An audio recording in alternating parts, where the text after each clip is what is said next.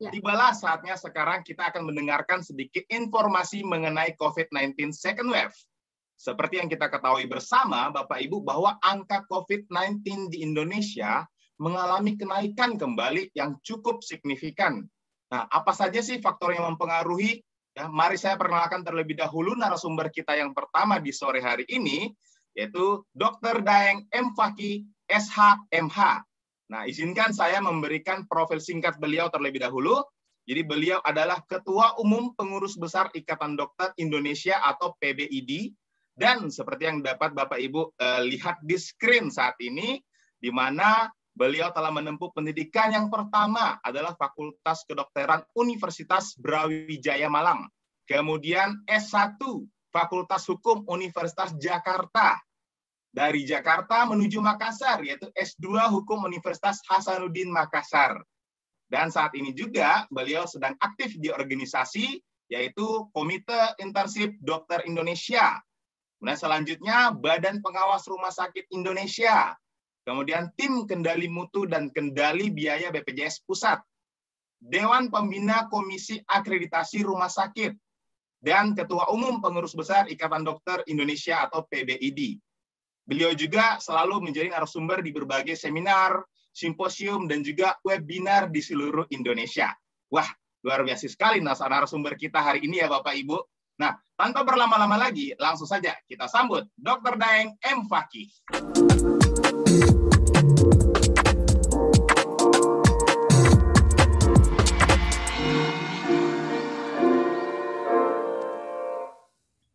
Baik, terima kasih Mas Aldi. Tapi saya belum bisa buka video saya. Mohon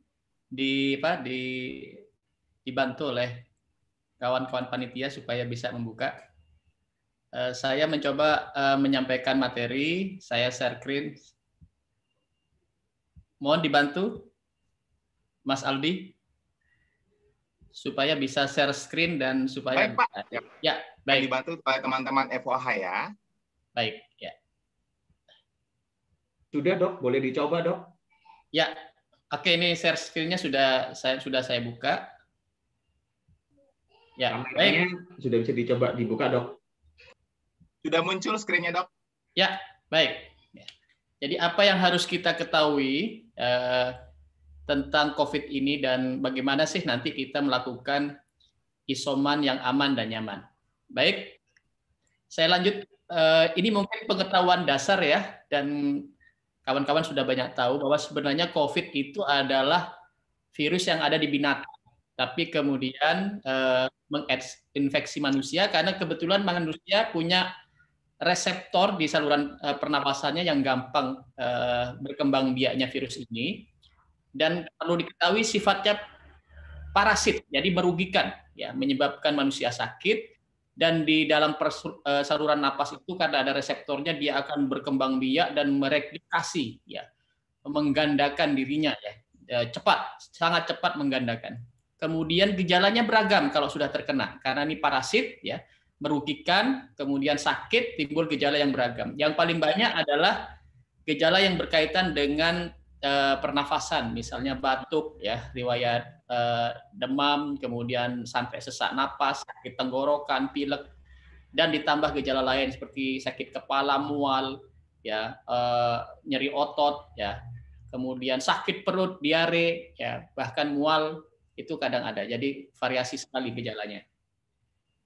Kemudian kalau ditanya apakah ini berbahaya, ya, secara teoritis memang infeksi virus ini sembuh sendiri secara teori. Tetapi faktanya bahwa COVID-19 ini menimbulkan proses dalam tubuh yang menyebabkan kematian, ya. Yang pertama memicu terjadinya gagal napas. Mohon maaf dokter, saya potong sedikit. Bapak sudah dijadikan sebagai host, mungkin boleh diaktifkan kameranya Pak, biar kita bisa lihat juga wajah tampannya Bapak nih. Sebentar, kalau diaktifkan kamera saya keluar dulu nih kayaknya. Boleh dicoba dulu mungkin aja dok. Ya, sebentar. Ya.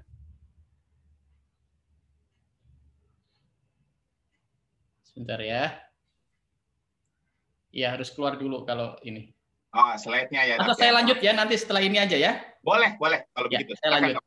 Ya, Lanjutkan, baik. Dok. Jadi secara teoritis memang infeksi virus ini bisa sembuh sendiri kalau daya tahan tubuh kita baik. Tetapi faktanya di lapangan COVID ini memicu proses yang menimbulkan kematian. Ya, 3 hal ya, di antaranya 3 hal. Memicu terjadi gagal nafas, ini mendadak kadang-kadang. Kemudian masyarakat sudah banyak tahu nih tentang badai sitokin ya, yang disebabkan oleh peradangan yang ekstrim dalam tubuh. Nah, kemudian yang ketiga memicu terjadinya trombosis ya, atau pembekuan darah atau koagulasi darah. Ini yang menyebabkan COVID ini bukan hanya di paru masalahnya, nanti bisa ke jantung, bisa ke liver atau ke hati ya, bisa ke ginjal, bisa ke otak dan lain-lain. Kemudian proses-proses yang bisa menyebabkan kematian ini banyak timbul pada orang yang memiliki komorbiditas ya. Mungkin sudah tahu kawan-kawan sekalian tentang komorbiditas. Komorbiditas apa aja yang kemudian bisa memacu proses menimbulkan kematian tersebut? Yang paling banyak memang hipertensi, diabetes ya, dan penyakit jantung. Sebenarnya ada obesitas juga ini ya. Jadi hipertensi, diabetes mellitus termasuk obesitas, kemudian penyakit jantung. Ini yang paling banyak komorbiditas atau penyakit yang sudah ada dalam tubuh manusia itu yang terkena COVID. Kemudian kalau ini terkena COVID gampang timbul proses-proses yang saya katakan tadi, 3 hal tadi, apakah pembekuan darah, ataukah badai sitokin, atau gagal nafas yang rentan atau berisiko sekali menimbulkan kematian. Ya. Apalagi ada varian Delta sekarang. Jadi varian Delta ini sekarang merajai bahkan 80% dari hasil penelitian lonjakan kasus sekarang ini. Ya, kalau dari data varian Delta ini 60% lebih tinggi kecepatan menularnya dari varian Alpha. Padahal varian Alpha itu kecepatan penularannya 30-70% lebih tinggi dari varian virus yang pertama. Jadi bayangkan varian Delta ini berapa kali lipat dari varian virus pertama yang bulan Maret tahun kemarin itu ditemukan pertama kali di Indonesia. Jadi berlipat-lipat kecepatan infeksinya. Bahkan katanya ketemu papasan saja itu bisa menimbulkan infeksi. Ya, kemudian orang yang penyakitnya lebih berat ya disebabkan varian Delta ini juga mengalami peningkatan yang cukup signifikan sampai 2 kali lipat ya daripada dibandingkan dengan varian yang lain.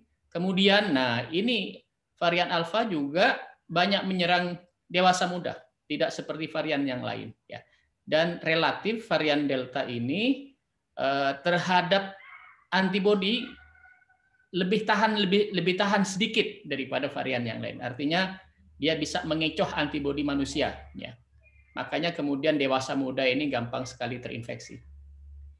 Nah, penularannya ya ada 2 yang banyak diketahui, yaitu melalui droplet, semprotan langsung, baik bicara, tertawa, bersin, batuk, menyanyi.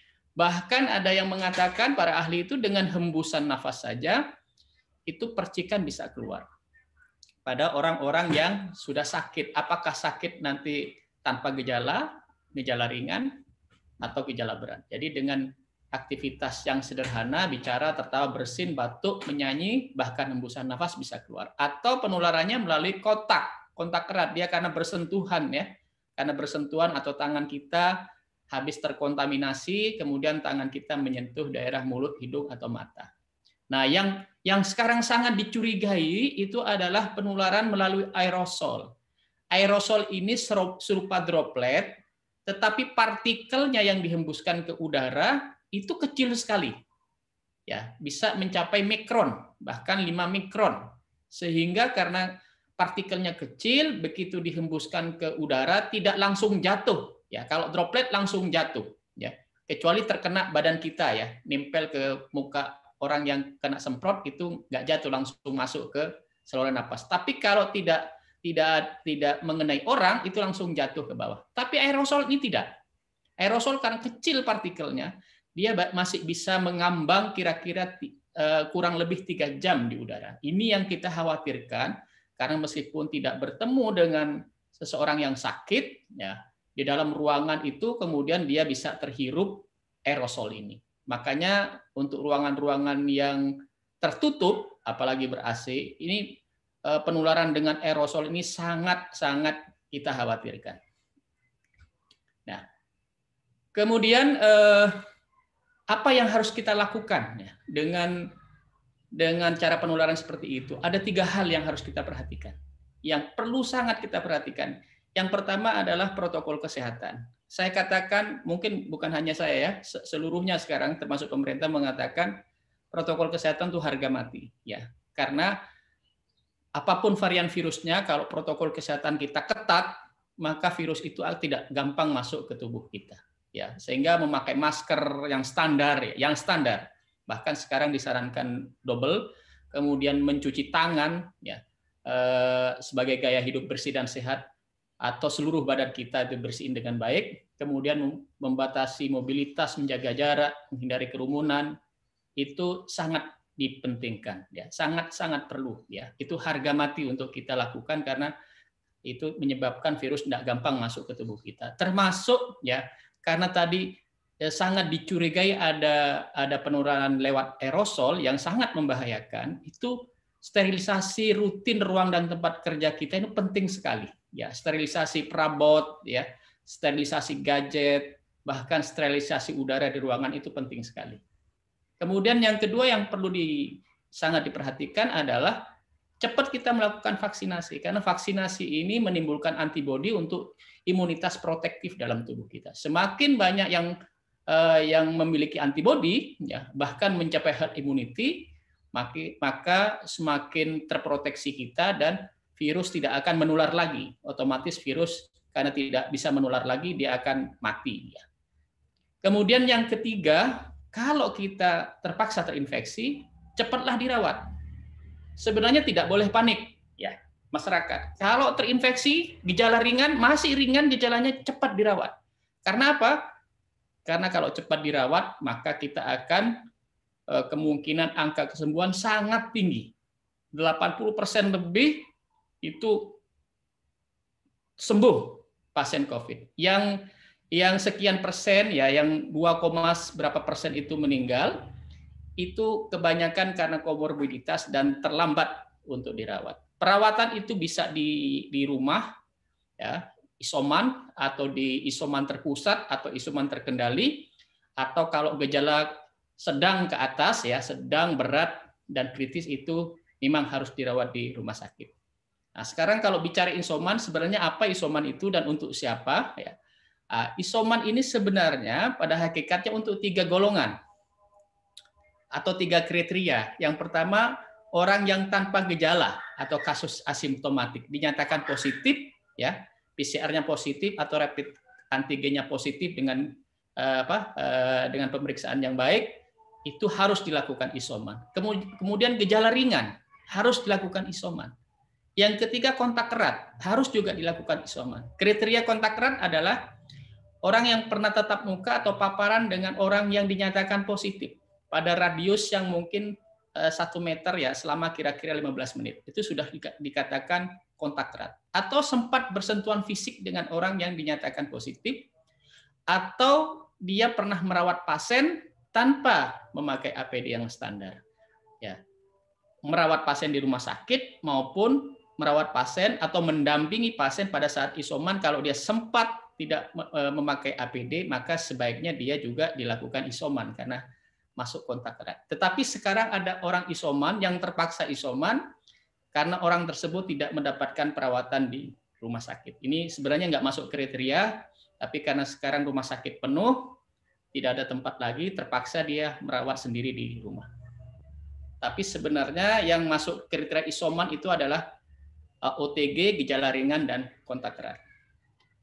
Berapa lama harus dilakukan isoman? Kalau untuk asimptomatik, itu selama 10 hari dihitung sejak pemeriksaan swab dilakukan. Ya. Begitu positif, dilakukan isoman 10 hari. Di ujung isoman bagaimana? Ada ahli yang mengatakan tidak usah lagi dilakukan pemeriksaan swab. tetapi ada beberapa yang masih menyarankan dilakukan swab ulang untuk mengetahui negatif atau masih positif. Untuk gejala ringan, itu 10 hari dihitung dari pemeriksaan, kemudian ditambah 3 hari setelah betul-betul bebas dari gejala apapun. Ya. Jadi setelah gejala terakhir, itu disarankan ditambah 3 hari. Baru selesai dilakukan isoman. Untuk kontak erat, 14 hari sejak kontak dilakukan dengan kasus COVID-19. Kalau ditanya, apakah saya bisa lakukan isoman di rumah sendiri? Nah, jawabannya boleh atau bisa, asal ada 2 syarat penting yang harus dilakukan, yaitu ada ruangan sendiri yang terpisah dari orang lain di rumah. Karena di rumah itu mungkin kita tidak sendiri, ya. Ada saudara kita, ada orang tua kita, atau ada anak kita, maka diyakinin ada tempat terpisah. Nah, baru kita bisa isoman di rumah. Dan meskipun sudah ada tempat terpisah, juga di dalam rumah itu tidak ada kelompok rentan yang berisiko tinggi gampang tertular. Misalnya bayi, lansia, orang dengan sistem imun rendah, maupun orang-orang yang dengan komorbid. Kalau 2 syarat ini tidak ada, atau syarat ini tidak terpenuhi, maka sebaiknya isoman dilakukan pada tempat-tempat yang lain, yaitu yang disediakan pemerintah atau disediakan oleh warga, baik yang dinamakan isoman terpusat maupun isoman terkendali. Ini kira-kira alur, ya. Kalau ini contoh di Jakarta, ya. Kalau kita positif tanpa gejala, laporkan, ya. Laporkan ke Satgas, lapor ke puskesmas setempat, kemudian dipilih apakah bisa dilakukan isoman di rumah. Kalau memenuhi kriteria tadi, ya, tidak ada tempat tersendiri terpisah dan tidak ada orang yang rentan, ya boleh di rumah sendiri. Tapi kalau tidak memenuhi syarat, maka kita mencari isolasi di isolasi terkendali atau isolasi terpusat. Kemudian dilakukan pemantauan, tetap melakukan protokol kesehatan, kemudian diberikan paket obat-obatan. Demikian juga untuk gejala ringan, ya. Kalau yang gejala ringan ini sama saja, yang membedakan adalah paket obatnya. Tapi langkahnya lapor ke puskesmas, lapor ke Satgas supaya terkoneksi, kemudian memilih tempat isoman yang cocok, ya, kemudian diberikan obat sesuai dengan paket obat kedua. Apa yang harus dilakukan oleh isoman, ya? Sebenarnya ada 3 hal yang yang secara garis besar harus dilakukan. Yang pertama, mengisolasi diri. Jadi karena ini menular, sangat menular, gampang menular, maka kita harus bisa mengisolasi diri kita. Dengan apa? Dengan cara gimana? Kita tidak usah pergi kerja atau datang ke sekolah atau bahkan jalan-jalan ke mana, ya, ke mall, ke pasar. Tidak boleh. Kita harus betul-betul berada di rumah. Kemudian dipisah tempatnya, seperti yang saya katakan tadi. Kalau bisa, ya, makanan itu diantar, ya. Kalau di dalam rumah itu nggak usah keluar kamar, misalnya diantar ke kamar kalau bisa, ya. Kemudian tidak menerima tamu, kemudian juga tidak berdekatan dengan hewan peliharaan karena virus ini sebenarnya juga dari binatang, jadi gampang sekali menular ke binatang, ya. Kemudian kita juga mencegah supaya tidak terjadi penyebaran infeksi di dalam rumah, ya. Makanya kemudian kalau batuk kita hati-hati, tetap pakai masker. Kemudian etika batuk dijaga, ya. Kemudian kalau habis batuk pakai tisu betul-betul dibuang di tempat yang aman, ya. Tangan kita harus sering dicuci karena biasanya tangan kita itu sering menyentuh bagian mulut dan hidung kita, ya. Kemudian pakaian anduk juga dipisah, ya. Kemudian setelah kita makan atau apapun kegiatan kita di kamar mandi, kita sering-sering atau selalu membersihkan tangan kita dengan air, dengan sabun atau hand sanitizer. Kemudian yang ketiga, 3 hal besar yang harus dilakukan, ya, kita harus jaga kesehatan. kita membaca buku, melihat TV, kemudian berkomunikasi lewat handphone itu boleh. Boleh untuk menghindari stres, itu sangat boleh. Tetapi tidak boleh capek ya. Kita tetap istirahatnya baik ya. Kemudian olahraga baik ya. Kemudian makan dan minum yang cukup ya untuk menjaga vitalitas tubuh kita. Ini saya coba beberapa poin yang harus kita lakukan setiap hari untuk tuntunan kita kalau kita melakukan isoman ya secara praktis ya. Misalnya membuka jendela kamar setiap hari agar sirkulasi udara itu menjadi baik ya, sehingga kandungan virus atau viral load di kamar kita itu tidak menumpuk ya. Cahaya matahari kalau bisa masuk ke kamar kita karena dengan cahaya matahari itu membantu untuk membunuh virus yang mungkin nempel-nempel di ruangan kita. Kemudian disarankan berjemur ya selama 15 menit pada jam-jam yang kira-kira matahari bagus untuk kita ya, jam 10 sampai jam 1. Kemudian olahraga rutin 3 kali sampai 5 kali seminggu. Nah, ini yang sangat-sangat penting, selalu memakai masker supaya kita aktivitas kita, napas kita, batuk kita atau bicara kita itu terhalang oleh masker sehingga tidak bisa menular ke saudara-saudara kita yang serumahnya. Selalu mencuci tangan baik dengan sabun maupun hand sanitizer.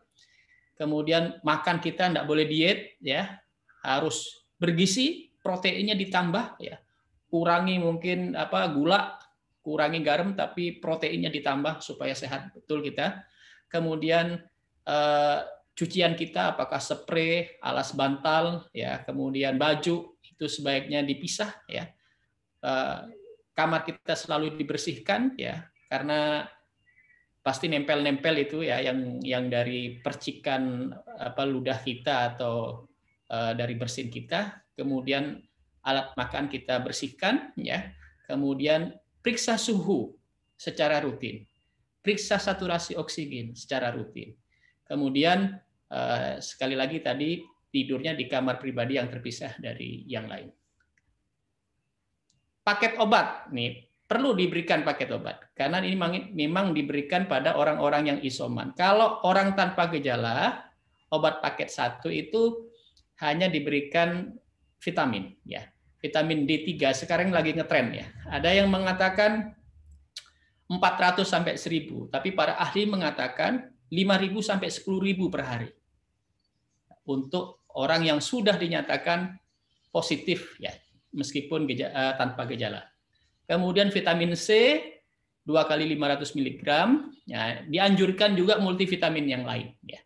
Kemudian silakan obat-obat suportif yang tradisional ya, tetapi harus aman dan ada stempel Badan POM-nya bahwa itu obat sudah dinyatakan aman. Dan jangan lupa kalau kita memiliki komorbid misalnya hipertensi, diabetes, jantung dan lain-lain, obat komorbid harus tetap rutin diminum.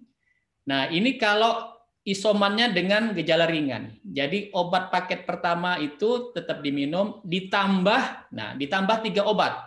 Obat antibiotik, obat antivirus, dan obat simptomatis. Untuk antibiotik dan antivirus, karena ini termasuk obat kuat, obat keras maksud saya, obat keras, ini memang seharusnya sesuai dengan arahan dan petunjuk dokter. Oleh karena itu memang kawan-kawan yang dilakukan isoman sebisa mungkin tetap berhubungan, tetap didampingi oleh tenaga kesehatan atau dokter. Ya, kalau bisa, kalau punya dokter keluarga atau dokter langganan atau dokter pribadi, itu silahkan berhubungan, baik datang ke tempat praktek ataupun konsultasi lewat telepon atau lewat WA. Tetapi kalau tidak memiliki dokter langganan, dokter pribadi, atau dokter keluarga, barangkali bisa memanfaatkan telemedis yang dikembangkan pemerintah maupun dikembangkan oleh pihak swasta. Sehingga kebutuhan obat antibiotik, obat antivirus bisa dinasehatkan dengan baik oleh dokter, diarahkan dengan baik, dan didampingi cara pemakaian dan cara penggunaannya. Obat simptomatis seperti biasa, kalau ada panas dikasih obat panas, kalau ada batuk dikasih obat batuk, dan yang lain-lain.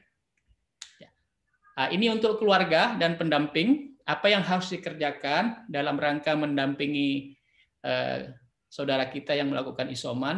Yang pertama, itu karena setiap hari tetap berinteraksi di rumah meskipun terpisah, maka kalau kemudian ada gejala-gejala, ya, khawatir tertular, itu cepat melapor dan memeriksakan diri ke dokter. Kemudian selalu memakai masker. Nah, ini tetap harus dipatuhi, selalu memakai masker. Sekali lagi selalu memakai masker karena ini mengurangi paparan ke saluran napas kita. Selalu cuci tangan dan jangan sampai menyentuh wajah. Selalu jaga jarak dengan isoman, ya, minimal 1 meter, tapi kalau bisa 2 meter gitu, lebih dari 2 meter, ya. Kemudian memberikan dukungan kepada isoman, nggak usah nakut-nakuti, ya, atau nggak usah kemudian memberikan informasi yang kurang baik ke isoman. Kita berikan dukungan yang baik, kita hibur isoman supaya daya tahan tubuhnya tetap baik, ya.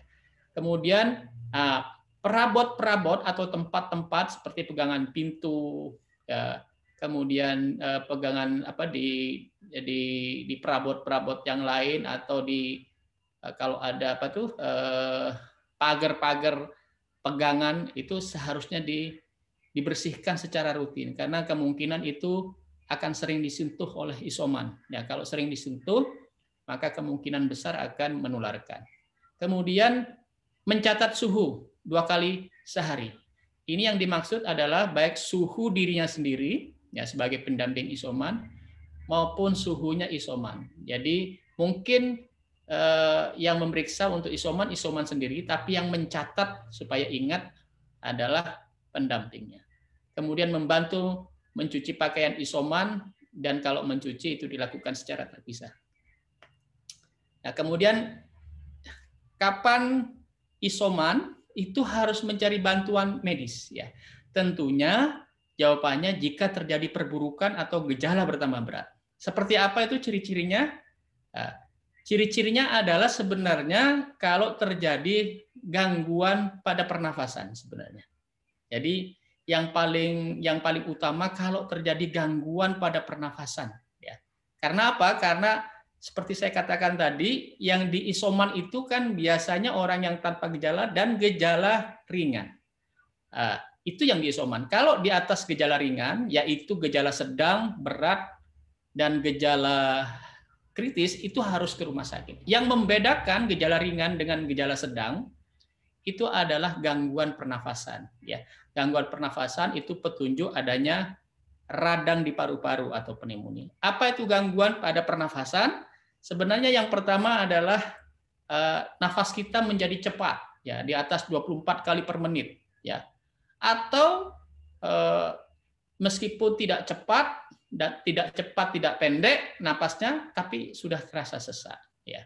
Itu yang pertama. Gangguan pernafasan yang lain itu muncul juga adanya rasa sakit atau tekanan yang terus-menerus di dada kita, ya. Kalau dada kita merasa tertekan, ya, nggak enak gitu, ampek, itu petunjuk yang terus-menerus, ya. Itu petunjuk adanya gangguan pernafasan. Kemudian juga merasa gelisah dan lemah yang tiba-tiba muncul. Apalagi kemudian di pemeriksaan saturasi oksigen kita di bawah 94%. Ya. Atau ada gejala, kalau istilah medisnya itu cyanosis, ya. Jadi kulit kita, apalagi di ujung-ujung jari, ya, terutama di ujung jari, kemudian di bibir, di muka, itu kelihatan pucat atau berwarna kebiru-biruan, itu petunjuk bahwa saturasi oksigen kita sudah turun, ya. Kalau ini muncul, maka sebaiknya kita berhubungan dengan dokter atau konsultasi. Makanya saya katakan sebaiknya memang isoman itu sebisa mungkin kita terkoneksi atau berhubungan dengan dokter. Apakah dokter langganan kita, dokter pribadi maupun dokter keluarga. Kalau kita tidak punya, maka kita upayakan berhubungan melalui telemedis, baik yang disediakan oleh pemerintah maupun telemedis yang disediakan oleh pihak swasta.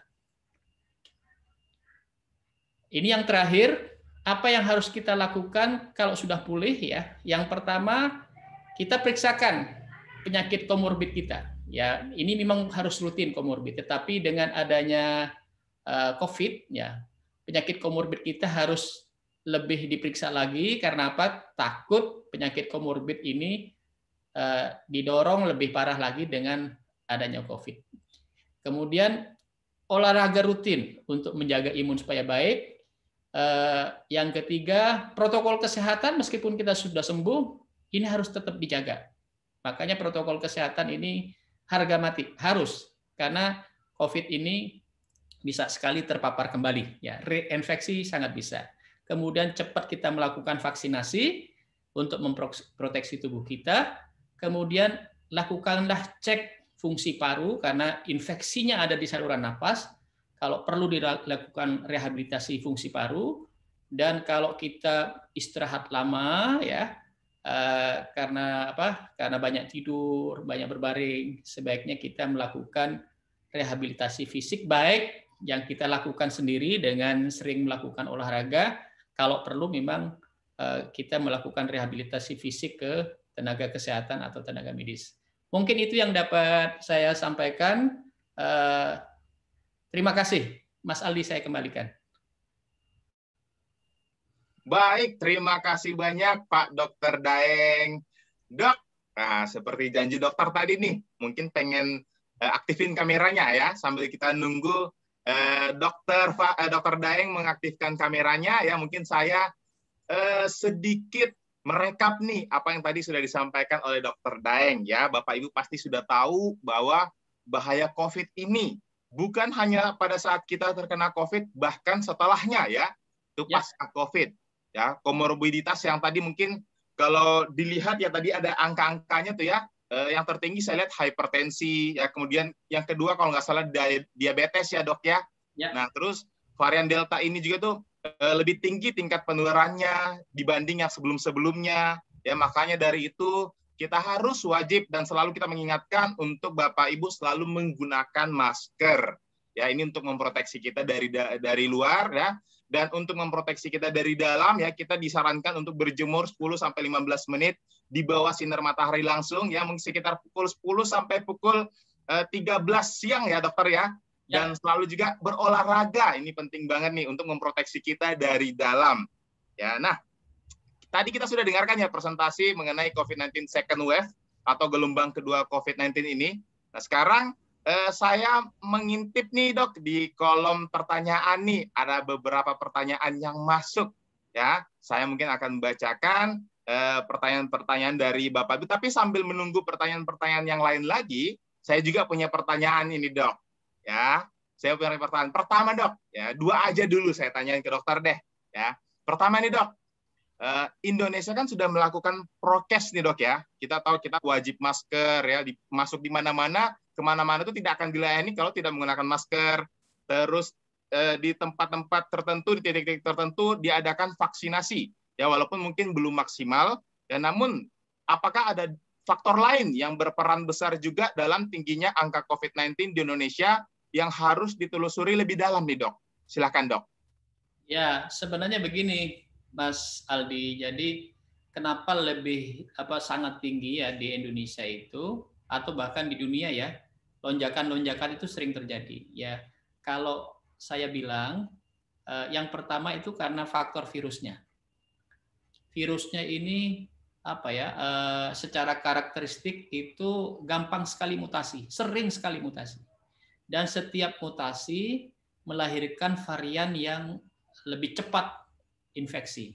Infeksinya lebih cepat ya. Kemudian selain lebih cepat, sekarang kecenderungannya lebih berbahaya. Ya. Ini karena lebih berbahaya dan lebih cepat itu karena kalau secara medis itu virus-virus yang baru nih, varian yang baru itu dengan jumlah sedikit aja sudah bisa nempel di saluran pernafasan kita. Dan begitu nempel gampang sekali mereplikasi, menggandakan diri. Nah, ini yang menyebabkan gampang sekali terinfeksi. Itu yang pertama. Yang kedua, tadi saya katakan, ya, ini kecenderungan ahli-ahli di dunia ini mensinyalir memang partikelnya kemudian yang membawa virus ini mampu lebih kecil. Ini yang kita takutkan. Jadi tidak dari semprotan saja, tapi begitu partikel kecil dihembuskan, nah kemudian melayang-melayang. Nih, masyarakat yang tidak paham itu kadang-kadang kan saat tidak ada orang ya lengah gitu. Dianggap kalau tidak ketemu orang sama sekali tidak bisa menular.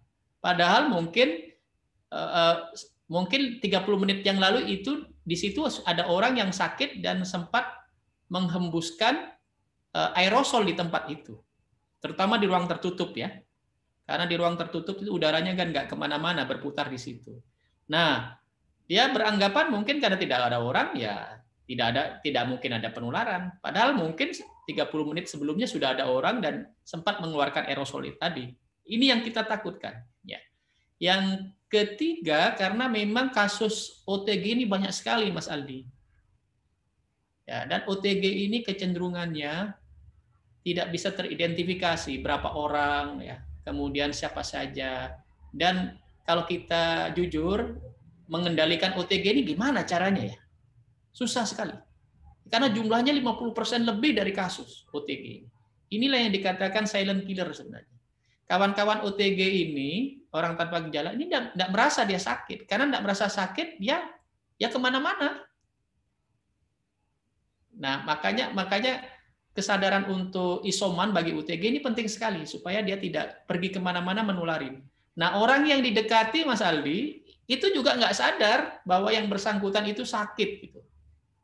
Jadi karena 3 hal itu tadi, variannya cepat bermutasi, variannya lebih cepat menular dan lebih ganas, kemudian penularan aerosol yang sangat dicurigai, kemudian OTG yang tidak terkendali, ditambah memang sekarang vaksinasi kita belum banyak. Kalau seperti di beberapa negara itu yang hampir 100%, itu mungkin tidak gampang terjadi lonjakan seperti Indonesia. Apalagi kemudian tingkat ketaatan kita terhadap protokol kesehatan masih cukup rendah, Mas Aldi. Nah, 3 hal ini kemudian mendorong kita gampang sekali terjadi lonjakan. Oke, terima kasih banyak, Dok.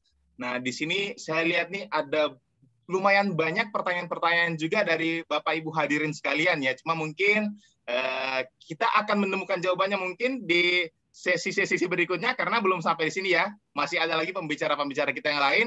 Tapi ada satu lagi pertanyaan, Dok, yang saya suka nih ya. Dari Pak Arnold ya, pertanyaannya gini, Dok.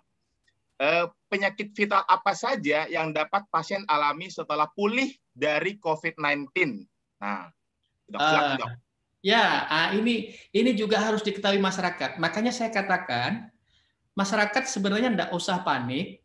Kalau ada indikasi terkena COVID ini, cepat berobat, cepat ditangani. Apakah dengan isoman maupun ke rumah sakit. Ya, kalau masih OTG dan gejala ringan, tadi kan isoman. Ya. Tapi ditangani gitu. Dia konsultasi ke dokter lewat telemedis, lewat telepon, lewat WA, silakan. Tapi harus ditangani, dikasih obat, istirahat, dan lain-lain. Karena apa? Kalau cepat ditangani, COVID ini, tidak usah panik, angka kesembuhannya tinggi.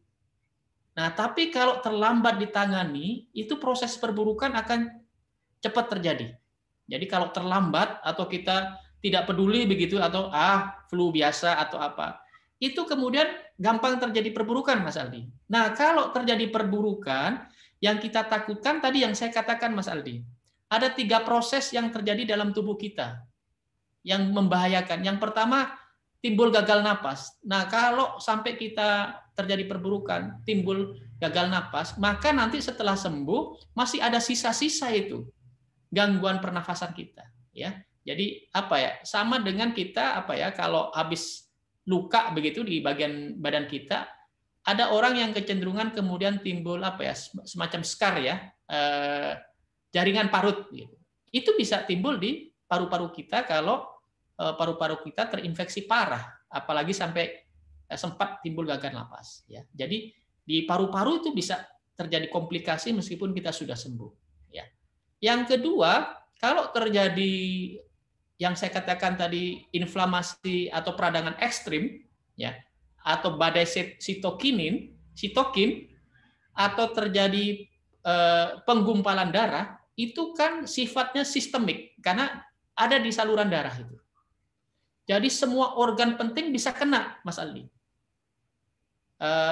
Penggumpalan darah misalnya ya, atau peradangan yang seluruh tubuh ya, peradangan ekstrim ya, karena itu sistemik ya. Sistemik itu seluruh tubuh ya, karena itu ada di saluran darah.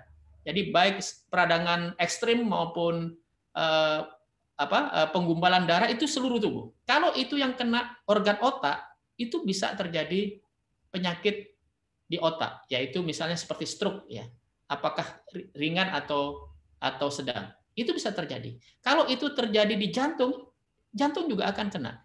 Jadi sisa-sisa setelah COVID itu akan bisa kena di jantung, di liver maupun di ginjal. Kalau kemudian terjadi inflamasi atau peradangan ekstrim pada sitokin maupun penggumpalan darah. Jadi kita harus tetap hati-hati, jangan sampai jatuh pada kondisi yang berat karena itu akan menimbulkan gejala sisa. Termasuk juga gejala-gejala neurologis ya.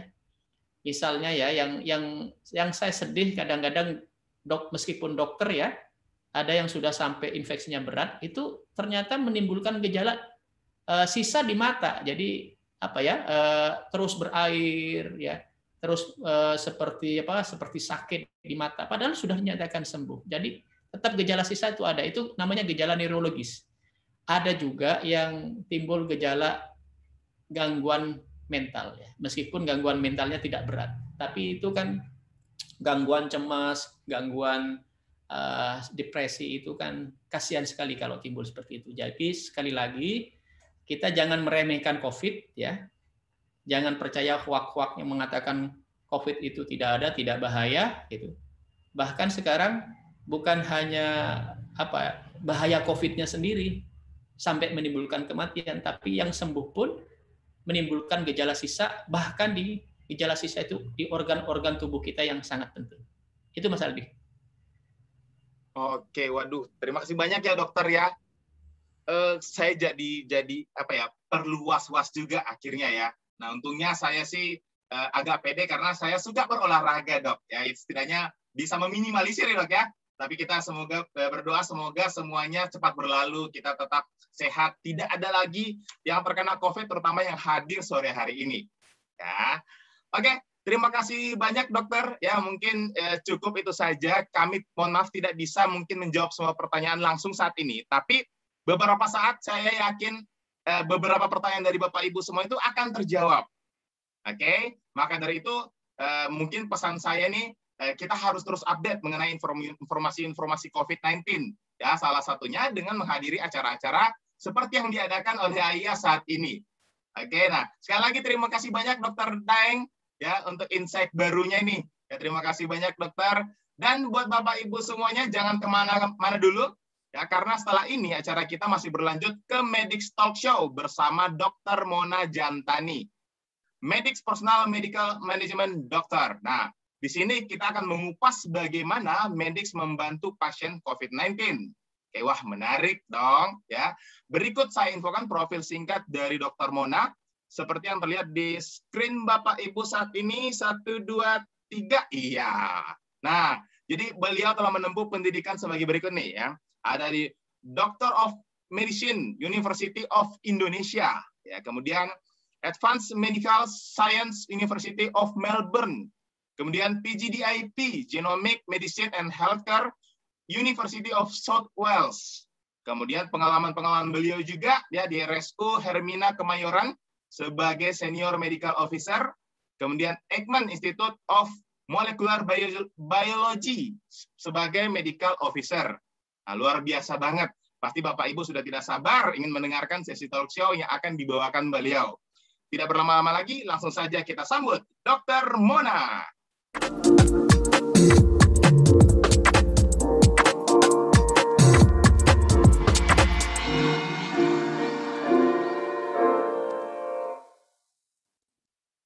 Halo dokter. Halo. Oke, apa kabar dok? Baik, Aldi apa Sehat ya, kabar? wah cerah banget ini. Ya, cerah banget saya lihat mukanya. Jadi tambah semangat saya sore hari ini. Oke, Dok. Langsung saja tanpa basa-basi nih, Dok ya. Saya dengar-dengar nih, Dok. Katanya medik sudah membantu lebih dari 70 pasien COVID. Luar biasa banget dong ini, Dok ya. Nah, saya ingin tanya-tanya, Dok, karena kan kita sifatnya talk show nih, ya. Nah, pertama, Dok, saya mau tanyakan sesuatu nih. Dengan penuhnya rumah sakit, bagaimana pengalaman dokter menangani pasien COVID-19 yang isoman atau isolasi mandiri? Silakan, Dok. Oke. Jadi tadi benar, medik sudah membantu untuk pasien-pasien COVID cukup banyak. Awalnya kita mulai dengan layanan rehabilitasi, di mana pasien-pasien yang pasca COVID, seperti tadi diceritakan Dr. Daeng, banyak yang punya gejala-gejala sisa. Karena kesulitan untuk kembali kontrol dengan dokternya, kita bantu untuk memilah gejala sisanya nih. Nah, saat muncul second wave ini, varian Delta, kemudian kembali rumah sakit penuh dan jumlah pasien meningkat, kita mulai menangani pasien-pasien yang mulai mencoba membantu pasien-pasien yang isoman. Nih adalah rasa panik pasien-pasien yang sekarang. Kemarin saat mulai sepi pasien-pasien, saat udah mulai turun gelombang yang pertama, pasien-pasien yang isoman itu lebih tenang. Mereka udah tahu bahwa oke, 10 hari saya selesai isolasi, atau gejala ringan, oke, selesai 3 hari udah nggak ada gejala, saya udah bisa kembali beraktivitas. Gejala-gejala sisa bisa ditangani dengan hati yang lebih lapang lah. Oh ya, saya udah terinfeksi, sekarang saya tinggal menyelesaikan proses penyembuhannya. Sekarang ini pasien-pasien jadi lebih cemas karena walaupun tanpa gejala, walaupun gejala cuma demam-demam 2-3 hari, udah nggak demam nih, tapi sekarang saya takut. Karena takut nggak dapet tempat tidur, takut nggak dapet rumah sakit saat perlu. Jadi yang kita lakukan adalah, biasanya pasien-pasien ini udah ada yang sudah berobat, udah ketemu atau konsultasi online dengan dokter, atau udah bertemu dengan dokter di rumah sakit atau di klinik, atau yang belum sama sekali. Seperti tadi dijelaskan ya, udah ada paket-paket obatnya nih, sebenarnya sudah ada standarisasi untuk penanganan isolasi mandiri. Yang kita bantu tenangkan pasiennya. Tenang dulu, tenang. Seperti yang kata Dokter Daeng tadi. Tenang dulu, terus kita runut dari awal gejalanya. Udah berapa lama nih gejalanya? Terus obat-obatannya apa aja yang ada, apa aja yang perlu diminum? Apakah ada yang kehabisan dan nggak dapat, atau apakah ada yang mungkin kebanyakan justru? Oke, udah nggak pilek kok, obat pileknya nggak usah diminum misalnya. Aduh saya mual nih dok, tiba-tiba takut karena muncul mual baru, mualnya mungkin karena efek samping obat yang bisa kita jelaskan gitu.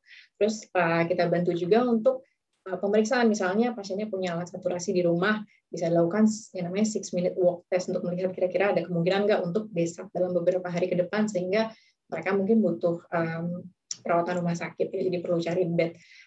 Atau kemudian kita bantu untuk posisi-posisi membantu pernapasan lebih enak, terus kita koreksi diet, kita bantu untuk olahraga-olahraga ringan, hiburan, dan menenangkan selama masa isolasi tersebut. So far sih pasien-pasien cukup merasa terbantu dengan, sebenarnya yang paling pertama adalah ada yang bisa ditanya gitu, am I going to be okay? Dan itu yang saya rasa support emosional belakangan ini juga cukup banyak diperlukan sih.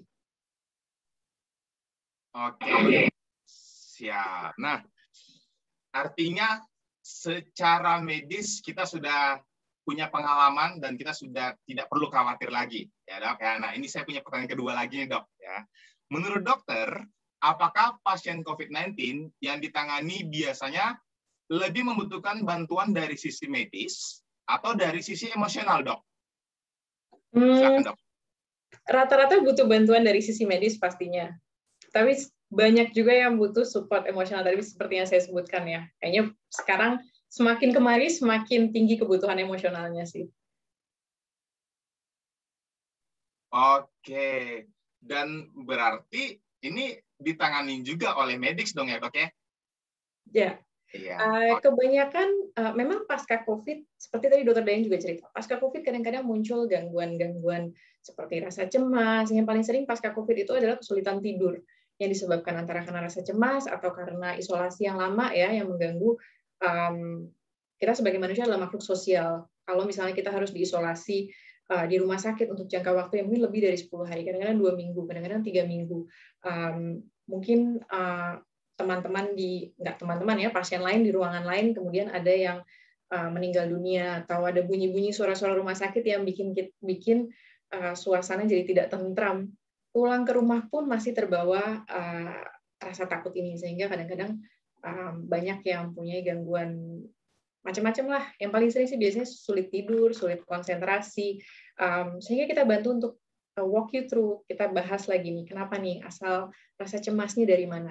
Kalau bisa di-justify, kalau bisa pasiennya merasa oke, jadi sebenarnya nggak ada lagi yang perlu saya cemaskan, biasanya bisa resolve dengan sendirinya, bisa teratasi dengan sendiri. Tapi kalau tidak, kita akan sarankan untuk ketemu dengan psikolog atau psikiater. Oke. Sip. Luar biasa penanganan medis nih ya dok ya. Oke, dok selanjutnya bisa nggak ini diceritakan cerita menarik mengenai pasien COVID-19 yang pernah dokter tanganin dan apa dampak yang diberikan, gitu dok? Oke. Pada umumnya kita sering dapatkan pasien-pasien yang dulu nih pasca COVID masih sudah dinyatakan sembuh, tapi masih ada rasa ngos-ngosan, masih gampang capek, susah fokus, susah konsentrasi, sulit rasanya untuk kembali ke aktivitas sehari-hari. Dan itu kita bantu untuk melalui tahap-tahap rehabilitasi, baik itu rehabilitasi fisik, paru, atau secara mental kita olah outlook-nya. Ya, salah satu pasien yang saya ingat adalah seorang laki-laki usia sekitar 60-an tahun. Dia dirawat di rumah sakit karena mengalami desaturasi oksigennya turun. Dia moderate COVID, nggak sampai severe, artinya nggak perlu perawatan ICU, tapi dia membutuhkan bantuan suplementasi oksigen. Kemudian sampai di rumah, sudah dinyatakan sembuh, beberapa hari kemudian sesak lagi tiba-tiba sesak berat. Kita sarankan pasiennya untuk CT scan, pemeriksaan fungsi jantung. Karena tadi efek sampingnya bisa kemana-mana nih, apalagi kalau kondisi awalnya cukup berat. Tapi ternyata unfortunately karena waktu itu lagi seperti saat ini nih, rumah sakit lagi penuh, CT scan harus ngantri kan, atau CT scan hanya bisa digunakan untuk pasien-pasien yang sedang akut dirawat untuk COVID, jadi tidak bisa dilakukan. Tapi dia bisa melakukan pemeriksaan fungsi paru. Saat dilakukan pemeriksaan fungsi paru ditemukan suatu obstruksi. Obstruksi itu artinya saat jadi fungsi parunya saat kita periksa itu kita bisa ngeliat nih, wah kenapa nih fungsinya ada kekurangan di mana. Jadi pada pasien ini kekurangannya adalah dia saat mau buang napasnya nggak bisa sempurna karena jalan napasnya menutup gitu. Kemudian diberikan sama dokternya saat itu inhaler. Terus kita ngobrol lagi sama pasiennya, kita dapatkan riwayat bahwa ternyata selama ini sebelum sakit COVID pun tiap kali dia batuk pilek dia sebenarnya lama sembuhnya karena ternyata pasien ini mempunyai riwayat asma yang dalam bentuk batuk. Jadi eksaserbasinya itu selalu batuk, jadi batuknya berkepanjangan. Tapi sebenarnya dia itu asma, sehingga makanya pada saat pemeriksaan fungsi paru ditemukan gambaran obstruksi.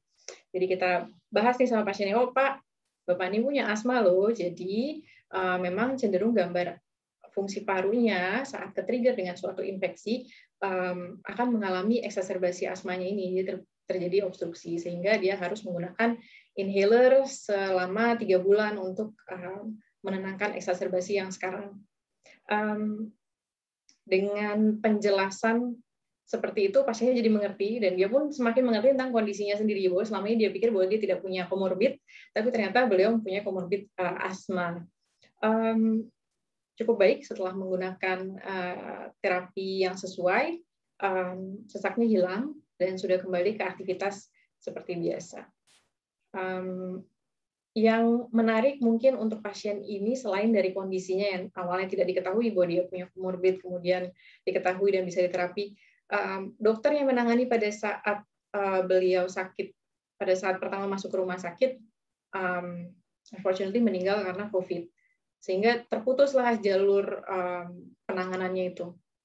Jadi kita bantu lagi, oke, sekarang ke dokter paru yang lain, tapi dengan membawa riwayat, saya punya riwayat sebelumnya seperti ini, dan saya dirawat COVID, setelah COVID saya muncul pemeriksaan fungsi paru saya seperti ini, sehingga dapat suatu terapi yang berkesinambungan. Seperti itu, Pak Aldi. Oke, siap dok. Nah, saya langsung aja, ya biar cepat dok ya. Nah, selama masa pandemi ini apa saja sih bentuk bantuan yang dokter berikan untuk pasien pasca COVID-19 nih? Mengingatkan paru-paru dan fisik mereka pasti terdampak nih, Dok. Nah, apa saja kira-kira tuh, Dok? Silakan, Dok. Oke. Jadi kita sering memberikan bantuan untuk rehabilitasi paru. Jadi gimana caranya melatih paru? Latihan paru itu seperti apa sih? Apa sih yang dimaksud dengan rehabilitasi paru? Apa sih yang dimaksud dengan rehabilitasi fisik? Pak Aldi, saat terutama di Indonesia mungkin ya, saat kita sakit kita disarankan untuk istirahat, yes. Tapi pas pulang dari rumah sakit atau selesai isolasi, badan kita tuh masih lemas karena kebanyakan istirahat kan, tanpa gejala pun banyak istirahat. Jadi bawaannya ingin istirahat lebih lanjut. Saya belum sembuh betul. Padahal sebenarnya sudah harus dimulai aktivitas-aktivitas. Seringkali pada COVID, pasca COVID terjadi yang namanya activity intolerance, jadi exercise intolerance, jadi tidak toleransi kita terhadap aktivitas fisik atau olahraga itu berkurang, sehingga itu harus dilatih. Dan cara melatihnya bukan dengan olahraga, bukan dengan istirahat. Kita harus mulai dengan olahraga yang pelan-pelan, ditingkatkan intensitasnya. Mulainya seperti apa? Itu yang kita bantu. Terus rehabilitasi paru, untuk membantu paru saya mulainya seperti apa? Di situ yang kita bantu. Oke, siap, Dok. Nah, Bapak Ibu mungkin yang punya pertanyaan juga boleh silakan isi di question and answer ya, Q&A-nya ya. Nanti kalau memang ada pertanyaan yang belum dijelaskan sama Dr. Daeng atau Dr. Mona, akan saya bantu langsung tanyakan. Oke, nah lanjut, Dok. Nah, ini mungkin juga pertanyaan terakhir dari saya sebetulnya, Dok ya.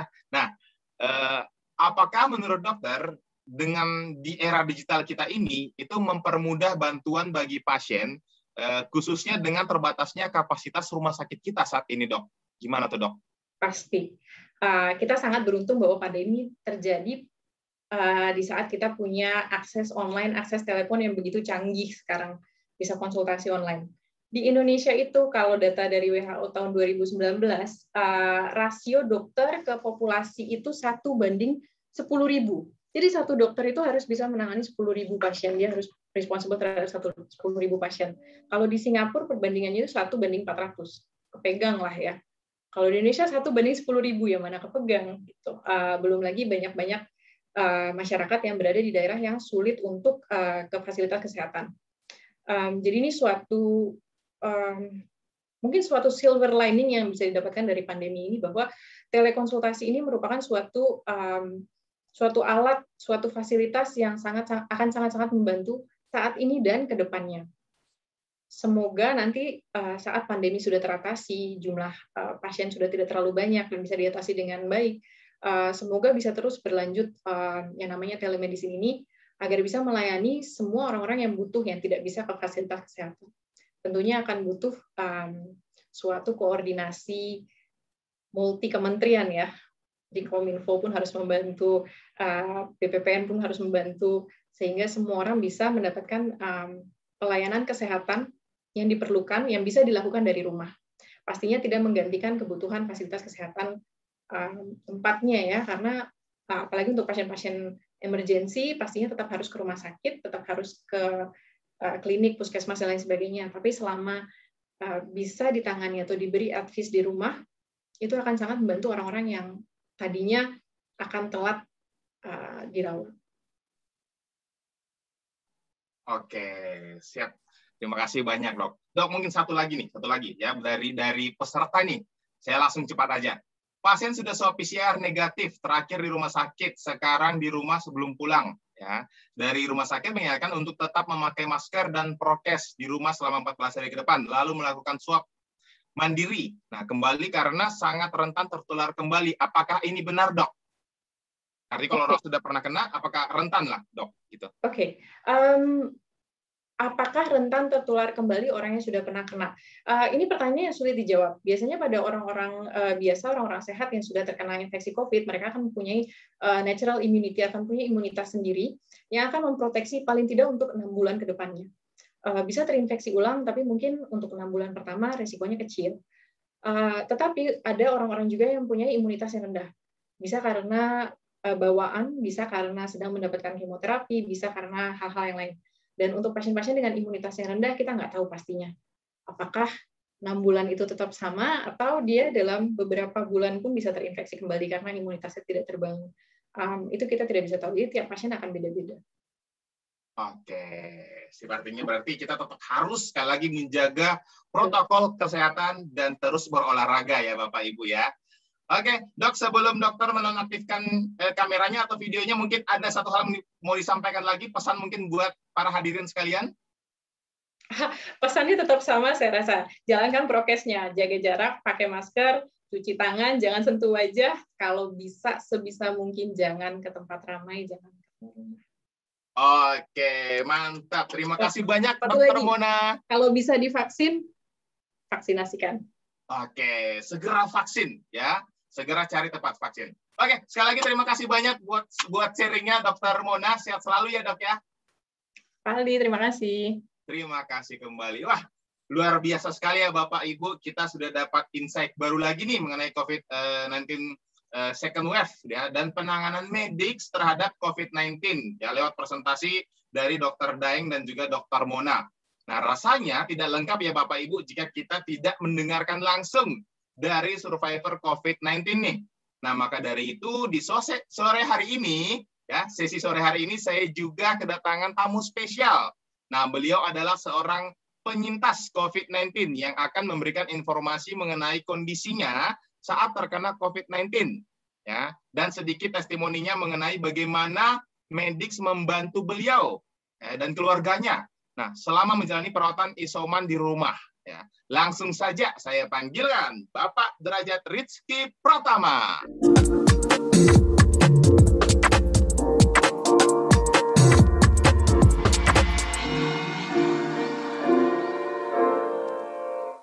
Halo, apa kabar Pak Derajat? Halo, sore Mas Aldi. Wis, cerah sekali nih saya lihat Pak ya. Habis mandi pastinya dong sore hari ini. Demi undangannya juga kayaknya nih Pak ya. Demi undangannya Mas Aldi hari ini, Mas. Terima kasih banyak loh Pak sudah hadir di sesi sore hari ini Pak. Siap. Oke, Pak, saya juga punya pertanyaan ke Pak Derajat nih. Ya. Boleh dong ya? Boleh dong. Pertama nih, ya tidak langsung aja nih Pak ya. Bisa nggak Pak Derajat ceritakan tentang kondisi Bapak saat terpapar COVID-19 waktu itu Pak? Silakan Pak. Ya, terima kasih Bapak Ibu. Selamat sore, terima kasih atas kesempatannya.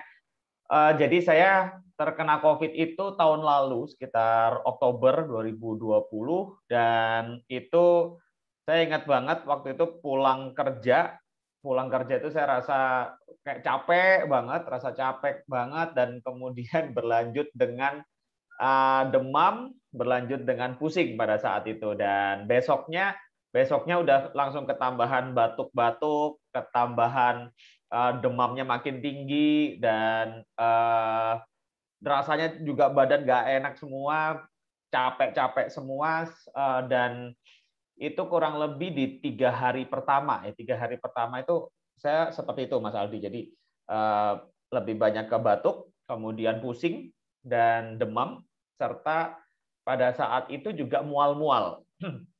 Nah, cuman nggak enaknya adalah mual, mohon maaf ini Bapak Ibu sekalian, mual tapi saya nggak bisa muntah pada saat itu. Biasanya kan kalau udah mual itu dimuntahin kan jadi ringan gitu ya. Ini saya nggak bisa muntah, jadi rasanya nggak enak banget. Batuk pun juga batuk kering, nggak bisa keluar dahaknya gitu, nggak bisa. Jadi udah benar-benar nggak nyaman banget. Kurang lebih di 3 hari pertama seperti itu, dan di hari keempat mulai indera penciuman hilang. Nah itu saya mulai nggak bisa mencium ya. Dan untungnya sih alhamdulillahnya saya pada saat itu untuk indera penciuman itu hilangnya cuma 2 hari kalau nggak salah. Dan yang agak lama yaitu demamnya, pusing, kemudian batuk-batuknya itu sama mual. Itu saya gejala yang muncul pada saat itu seperti itu, Mas Aldi. Oke, terima kasih banyak ya Pak Derajat. Nah, ya. Berarti artinya sempat merasakan sesak juga ya? Kalau untuk sesak pada saat itu saya enggak. Enggak ya, oke. Saya enggak, lebih kepada itu tadi, banyak batuknya, banyak demamnya itu. Oke, sip. Nah, selanjutnya nih Pak Derajat. Nah, apa saja sih yang menjadi kekhawatiran Pak Derajat waktu itu ya saat sedang perawatan, dan setelah itu kan melanjutkan dengan isoman nih? Nah, gimana Pak? Ya, sebetulnya saya saya nggak isoman, Mas Aldi. Saya rawat inap. Saya sampai rawat inap pada saat itu. Tadi waktu dokter Daeng tadi kan menyebutkan ya ada beberapa hal. Salah satunya itu apa tadi itu namanya saya nggak hafal, tapi kalau pada saat itu saya ingat banget. Begitu hasil PCR saya ini keluar, kebetulan lab waktu itu jadinya 5 hari. Jadi saya tunggu di hari kelima, begitu hari kelima keluar, kemudian ternyata hasilnya positif, saya langsung ke rumah sakit.